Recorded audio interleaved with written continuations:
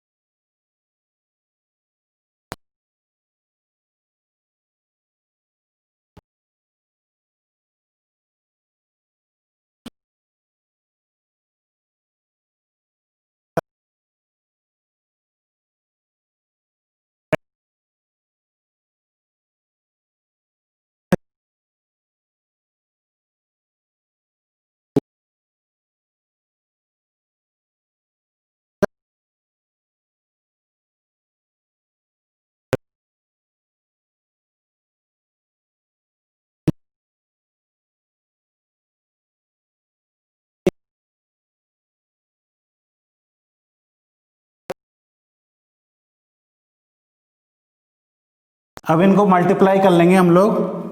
तो मल्टीप्लाई करने पर देखते हैं कितना आता है। इनको आप मल्टीप्लाई करके देख लेना, इनका मल्टीप्लाई आएगा 2093/2। ठीक है ना, दोनों को मल्टीप्लाई कर लेंगे क्योंकि कैंसिल तो हो नहीं रहे, और मल्टीप्लाई करने पर इतना आ जाएगा कि ठीक है S23 की वैल्यू।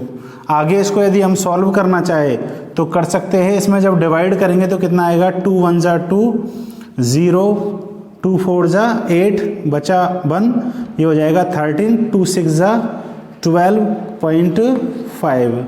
ये आ जाएगा इसका सम। S13 की वैल्यू 23 की वैल्यू कितनी आ जाएगी, 1046.5। यही क्या हो जाएगा, इसका आंसर हो जाएगा। ये हो जाएगा सम। ठीक है ना, क्या हो जाएगा, सम। आप चाहो तो एक स्टेटमेंट भी लिख सकते हो लास्ट में। क्या लिख सकते हो, सो सम इज इक्वल टू 1046.5। ठीक है ना, ये हो गया हमारा पार्ट 1 कंप्लीट हो चुका है।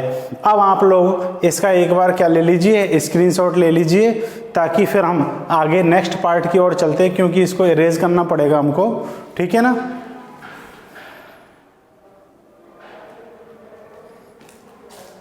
ठीक है। अब हम चलते हैं हमारे नेक्स्ट पार्ट की ओर, part second.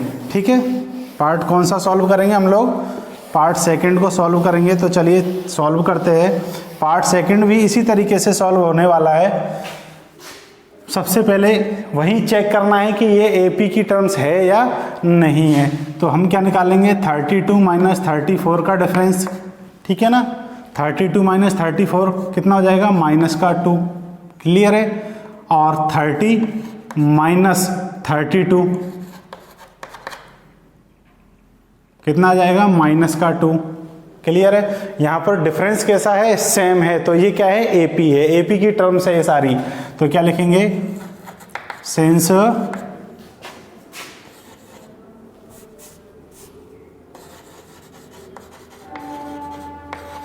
Common difference is same, so these are terms of an AP। ये किसकी टर्म्स है, AP की टर्म्स है। तो यहाँ पर A की वैल्यू कितनी है, फिर 34, D की वैल्यू कितनी है, -2, और लास्ट टर्म गिवन है। ठीक है ना, जिसको हम an से भी कह सकते हैं या फिर l से भी कह सकते हैं। उसकी वैल्यू कितनी है, 10 है। कितनी है उसकी वैल्यू, 10 है। ठीक है, तो चलिए अब इसको सॉल्व करते हैं। Now Sn is equal to, अच्छा मुझे बताइए आप, यहाँ पर लास्ट टर्म वाला फॉर्मूला भी यूज में ले सकते हैं। अपन ने फर्स्ट पार्ट में वही कॉमन जो फॉर्मूला होता है वही यूज में लिया था। अब इसमें हम फॉर्मूला अपना चेंज करेंगे, उसको भी इसी तरीके से कर सकते थे अपन। कैसे, n/2 ब्रैकेट a + l, इस फॉर्मूले से सॉल्व कर सकते हैं। क्यों, क्योंकि हमको लास्ट टर्म क्या है, गिवन है। जब लास्ट टर्म गिवन है, ठीक है ना, जब लास्ट टर्म गिवन है तो हम इस फॉर्मूले से सम निकाल सकते हैं। तो चलिए निकालते हैं।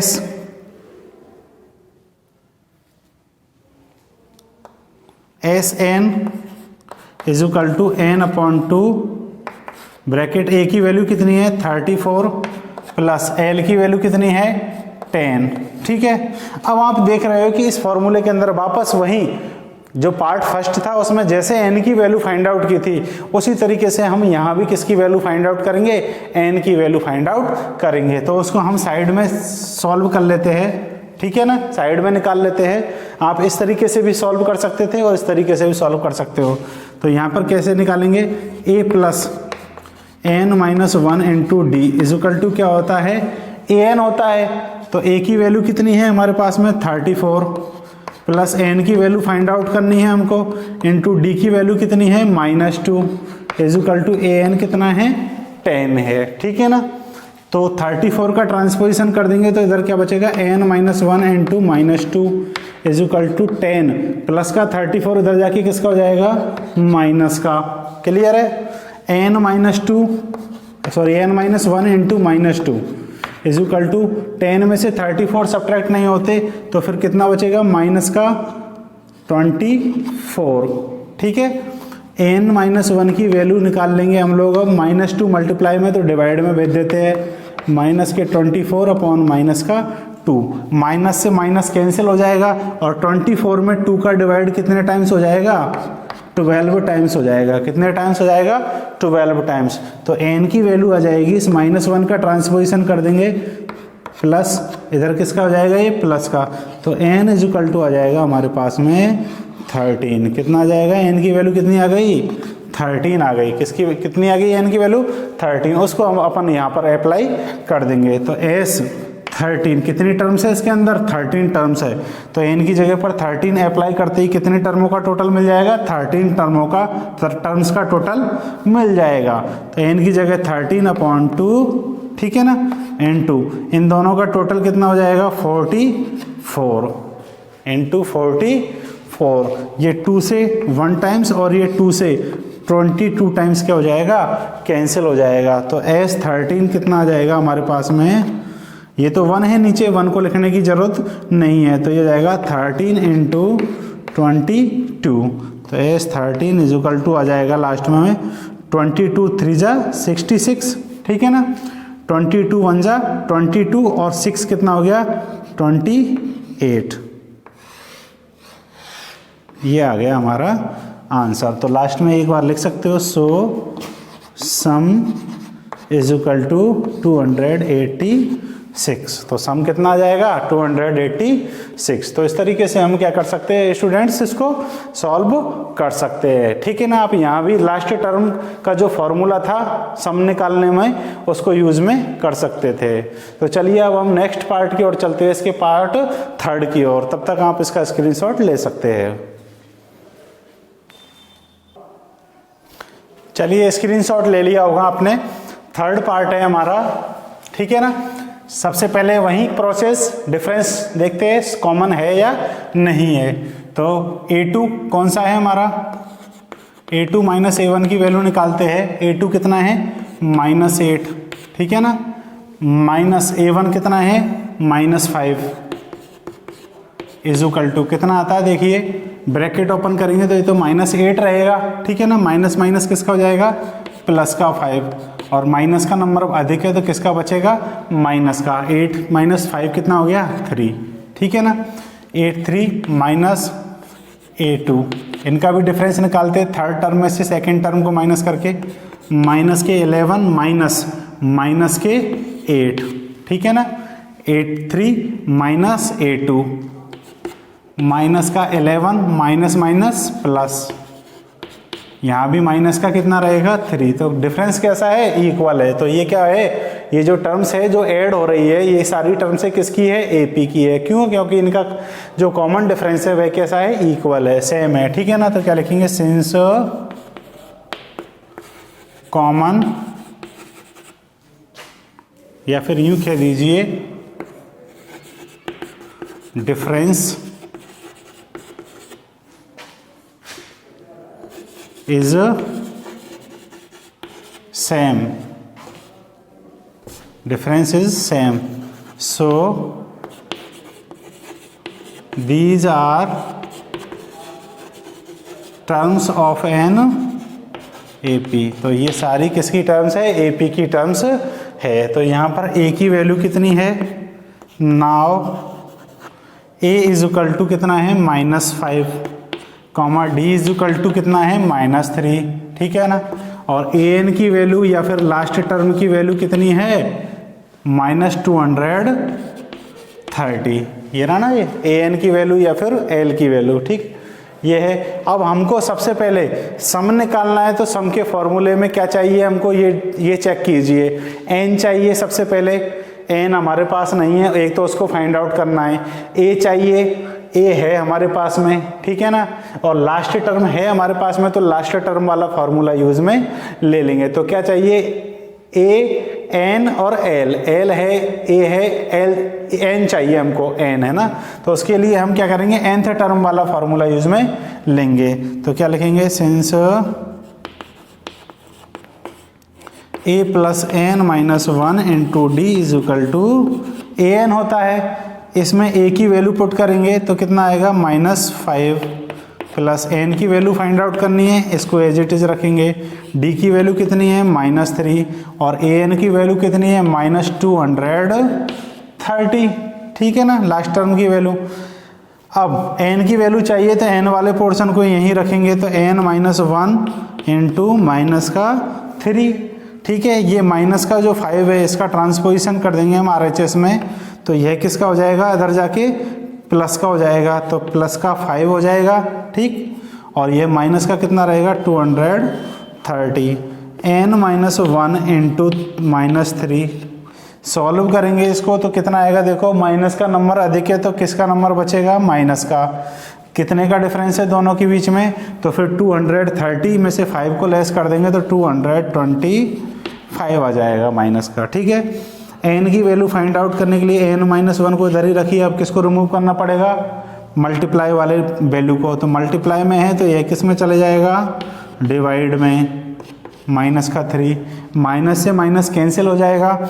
और n -1 इज इक्वल टू 225 में जब 3 का डिवाइड करेंगे हम लोग तो यह कितने टाइम्स हो जाएगा, ये तो 1 टाइम्स, और ये हो जाएगा 3 7 जा 21 और 3 5 जा 15, ठीक है ना, 75 हो जाएगा। कितना आ जाएगा 75।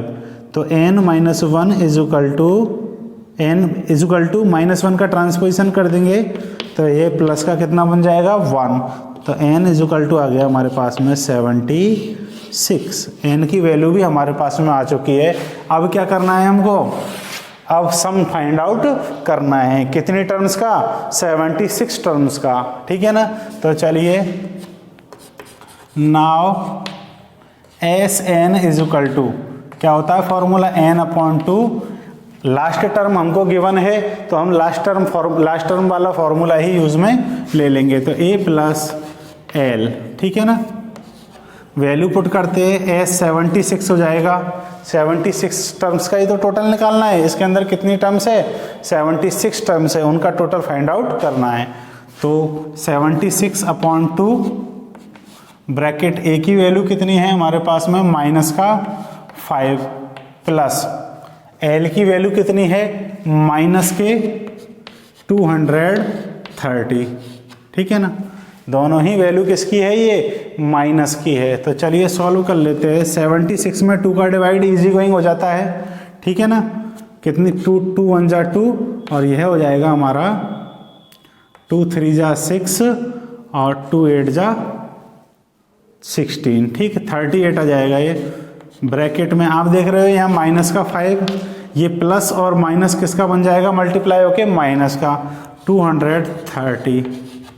आगे सॉल्व करें तो 38 इंटू ये दोनों ऐड हो जाएंगे क्योंकि दोनों माइनस की वैल्यूज़ है, तो माइनस के 230 और माइनस का 5 ऐड होके माइनस का कितना हो गया 235, ठीक है। अब क्या करना है, इनको मल्टीप्लाई करना है, ठीक है ना। तो मल्टीप्लाई कैसे करेंगे, आपको पता है ये प्लस का है, ये किसका है, माइनस का है, दोनों का डिफरेंट साइन है, तो किसका साइन आ जाएगा, माइनस का।